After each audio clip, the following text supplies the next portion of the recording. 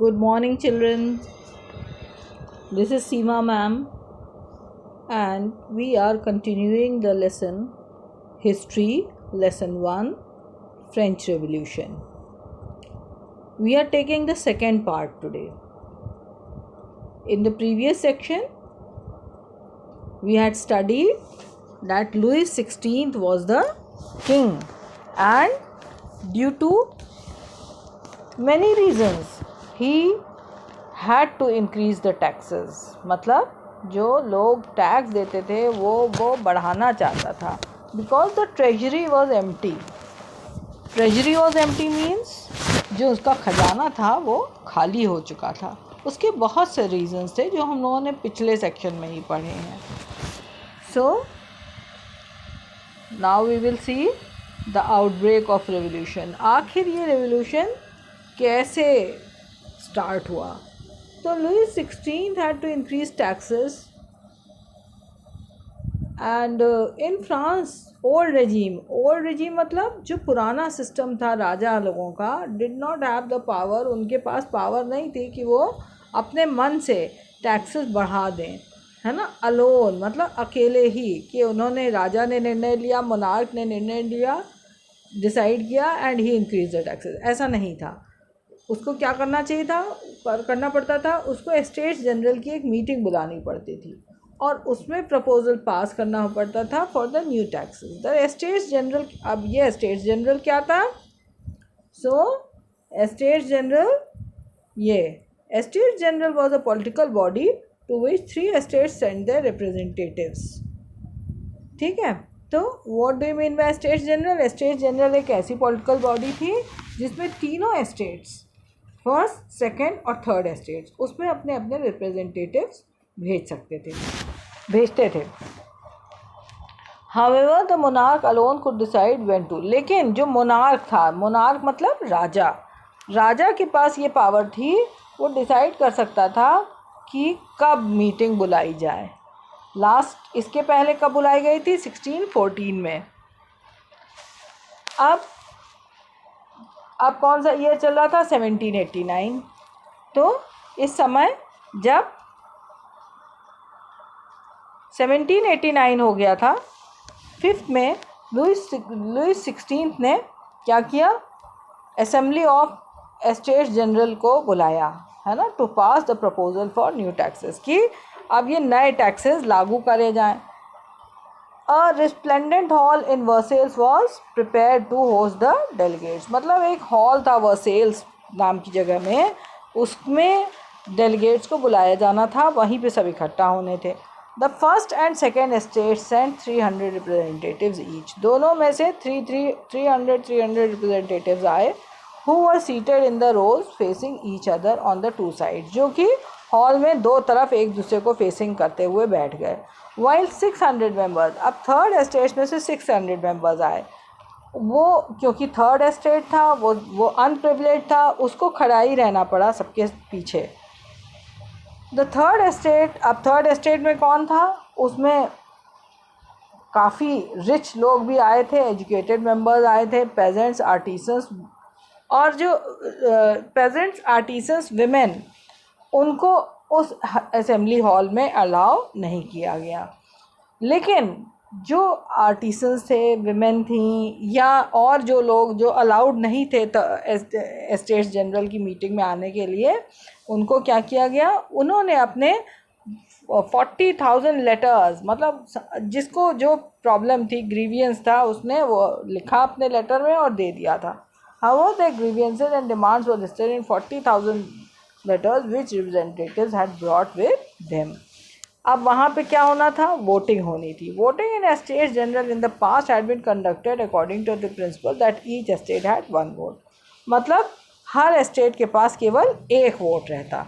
तो इस तरह से जब 3 स्टेट हैं, फर्स्ट, सेकेंड और थर्ड, मतलब 3 वोट्स तो होंगे. This time to Louis 16 was determined to continue the same practice, but the members of the third estate demanded that voting now be conducted by the assembly as a whole, where each member. तो लेकिन इस बार क्या किया? जो third estate के members थे, उन्होंने क्या डिमांड किया कि हर मेंबर को वोट करना चाहिए. 1 वोट हर मेंबर का होना चाहिए। तो यही क्या है, डेमोक्रेटिक प्रिंसिपल। और ये उन्होंने कहाँ से सीखा था, जो रूसो जैसे फिलोसफर जो भी हम लोगों ने लास्ट सेक्शन में पढ़ा था, जैक जीन रूसो, उन्होंने अपनी सोशल कॉन्ट्रैक्ट नाम की जो बुक लिखी थी उसमें इन डेमोक्रेटिक प्रिंसिपल्स का बहुत अच्छे से एक्सप्लेनेशन था। ये लोग, because the third estate members were educated ones, तो उन्होंने ये पढ़ रखा था, अब उन्होंने यही डिमांड किया। But the king rejected, king ने रिजेक्ट कर दिया इस प्रपोजल का। तो members of the third estate ने क्या किया, प्रोटेस्ट कर दिया। प्रोटेस्ट मतलब बगावत करी और उन्होंने वॉकआउट कर दिया। Representatives of the third estate viewed themselves as spokesman for the whole French nation. वो मानते थे कि उन्हीं के वजह से ये फ्रेंच नेशन बना हुआ है। ऑन 20 जून को वो एक हॉल, जो tennis court, indoor tennis court था वो सेल्स में, वहाँ पे उन लोग इकट्ठा हुए इंडोर टेनिस कोर्ट में। और वहाँ पे उन्होंने एक क्या बनाई, एक नेशनल असेंबली बनाई। पहले क्या था, एस्टेट्स जनरल। अब इन्होंने क्या बनाया, आके थर्ड एस्टेट ने नेशनल असेंबली। और वहाँ पे उन्होंने शपथ ली, स्वोर, कि तब तक यहाँ से नहीं हटेंगे जब तक कि एक कॉन्स्टिट्यूशन फ्रांस के लिए ड्राफ्ट नहीं कर दें, जिससे जो राजा के पावर्स हैं उन पर अंकुश लग सके, लिमिट लग सके।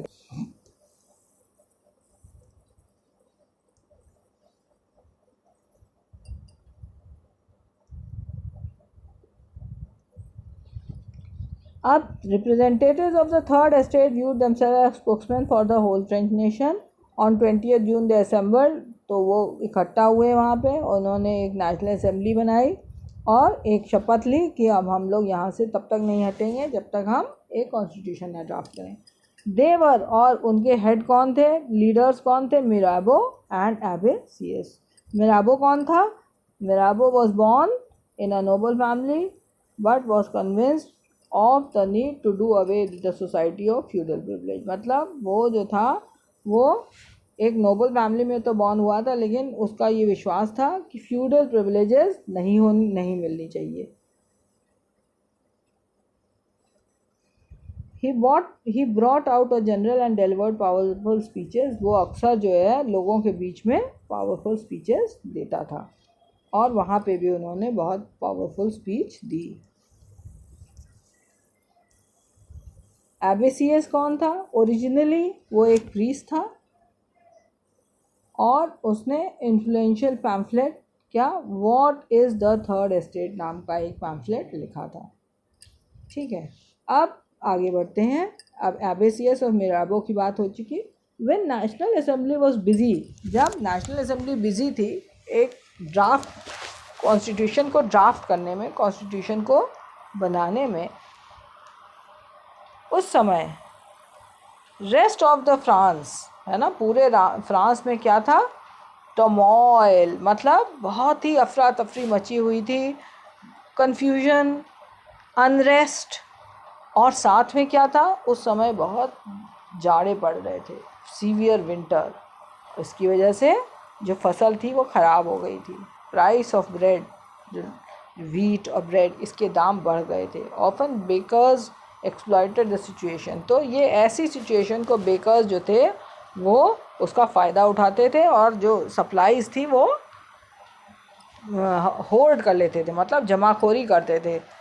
After spending hours in long queues, तो काफ़ी देर तक लोग वहाँ लाइन में खड़े रहते थे। Crowds of angry women stormed, तो जो क्राउड थी एंग्री वुमेन का, उन्होंने शॉप्स तोड़ डाली और घुस पड़े। उसी समय शॉप्स में घुस पड़ी लूटने के लिए। एट द सेम टाइम, उसी समय किंग ने ऑर्डर किया ट्रूप्स को कि पेरिस में जाएं सिचुएशन संभालने के लिए। 14 जुलाई, एजिटेटेड क्राउड, मतलब गुस्से भरे क्राउड जो थी, stormed and destroyed Bastille in countryside. लेकिन गांव में क्या र्यूमर फैल गई थी, village to village, that the lords of manor had hired bands of brigands, की गुंडे हायर कर लिए हैं to destroy the rice crops. अब बहुत डर गए पेरेंट्स, और उन्होंने हाथों में कुल्हाड़े और पिचफोक्स, होज, ये सब उठा लिए और चैटों को अटैक किया। उन्होंने होर्डेड ग्रेन को लूट लिया, burn down the documents containing records of memorial dues, है ना, large number of from their homes, भाग खड़े हुए, many of them migrating to neighbouring countries. अब लुईस 16 ने देखा कि यहाँ बड़ा रिवोल्ट हो रहा है, तो उन्होंने नेशनल असेंबली को रिकॉग्नाइज कर लिया, मतलब उसको रिकॉग्निशन दे दिया, एक्सेप्ट कर लिया principles that his power wood from now be checked by a constitution. 4 अगस्त 1789 को असेंबली ने एक डिक्री, मतलब एक लॉ पास किया, abolishing feudal system of obligation and taxes. Members of the clergy too were forced to give up their privileges.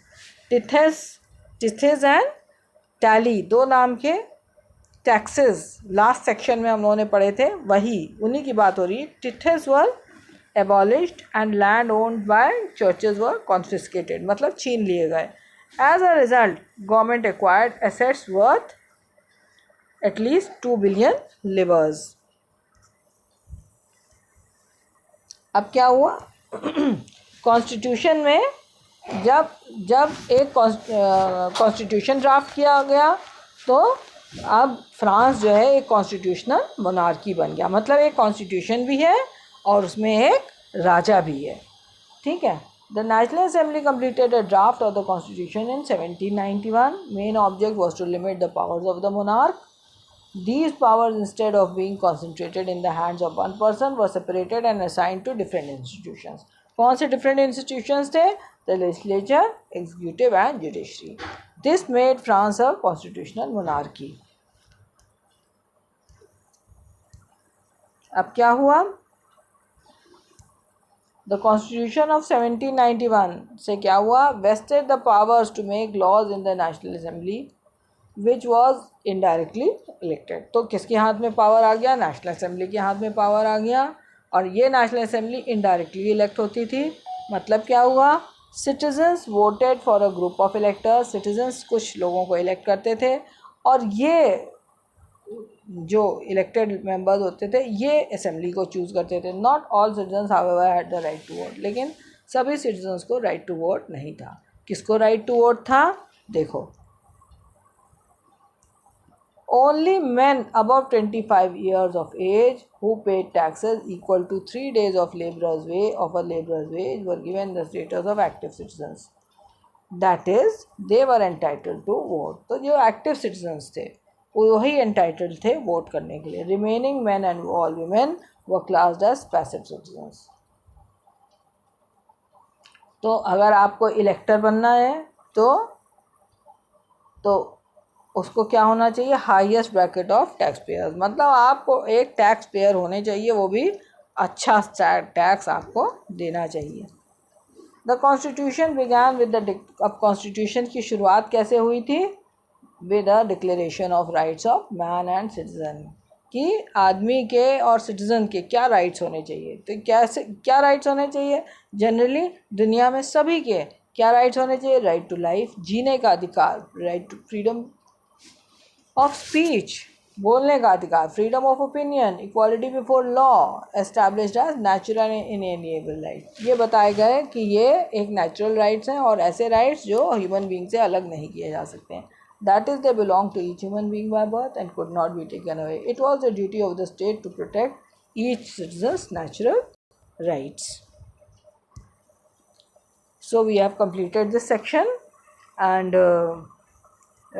on the starting here is a diagram जिसमें political system under constitution of 1791 बहुत अच्छे से explained है। देखो कैसे, ये national assembly है ना। पहले तो जो एक्टिव सिटीजन्स हैं उन्होंने वोट किया, ठीक है। पैसिव सिटीजन्स के पास कोई राइट टू वोट नहीं है, ठीक है। पैसिव सिटीजन्स कौन है? जिनके पास कोई वोटिंग राइट नहीं है। ये करीब 3 मिलियन मेन वुमेन चिल्ड्रन थे, यूथ बिलो 25। एक्टिव कौन थे? About 4 million population of 28 million, है ना। तो एक्टिव सिटीजन्स ही वोट करने के एंटाइटल्ड थे। उन्होंने वोट किया और 50,000 मैन को इलेक्ट किया। अब इन 50,000 मैन ने एक नेशनल असेंबली को इलेक्ट किया। ठीक है, नेशनल असेंबली ही लेजिस्लेचर थी। ठीक है, लेजिस्लेचर मतलब लॉ मेकिंग बॉडी। अब इन्हीं में से मिनिस्टर्स चुने गए, इन्हीं में से राजा चुना गया। ठीक है, और ये जुडिशरी एक सेपरेट ब्रांच थी जो वोट करके जजेस बनाए जाते थे। एक्टिव सिटीजन्स वोट करके जजेस को चुनते थे और ये न्याय का काम करते थे। ठीक है,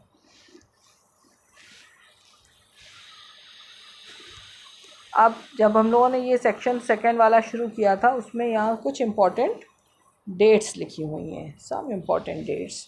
these dates you have to learn. 1774 में क्या हुआ? Louis 16 becomes the king of France, faces empty treasury, growing discontent within the society. 1789 में क्या हुआ? Convocation of estate general, third estate forms national assembly. 1791 में क्या हुआ? कॉन्स्टिट्यूशन इज फ्रेम्ड, है ना। 1792-93 France becomes a republic, the king is beheaded मतलब उसका सिर काट दिया गया। Overthrow of Jacobian Republic and directory rules France. फिर 1804 में क्या हुआ? Napoleon becomes the emperor. अब ये आगे बताया जाएगा। और 1815 में क्या हुआ? Napoleon is defeated at Waterloo. तो you have to note down these dates. बिल्कुल शुरुआत में जब लेसन शुरू करा जाएगा उसके पहले you have to note down these dates. So we have completed the second section. Tomorrow I will explain to you the third section. So thank you for today.